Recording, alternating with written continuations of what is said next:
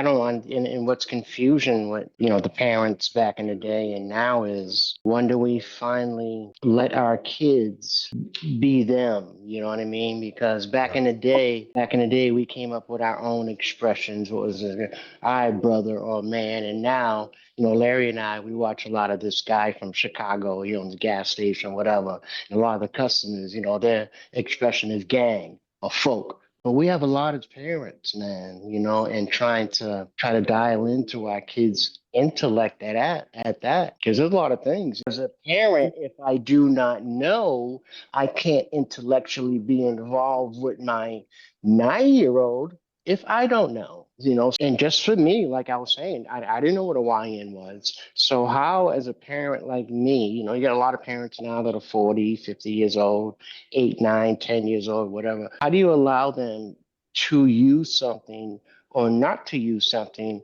if the parent is not hip with what they want to use and not use? I'll ask my kids too, or I'll ask them, right? What's that mean? Oh, and then No, sometimes I'll be like, I just don't think that's parenting. That different generations are using. How do we communicate? How are we communicating to our children to advocate for themselves when they're going to advocate from the perspective of maybe using words we don't really understand, but they're still Yeah. advocating? Do you think that us as parents making it easier for our kids are making them softer? No, no, Absolutely. no. I think so. We're making it so easy for our kids. What are they learning as individuals, adults, to make it on their own without referring to something being so easy? I think we got to teach our kids to advocate for themselves.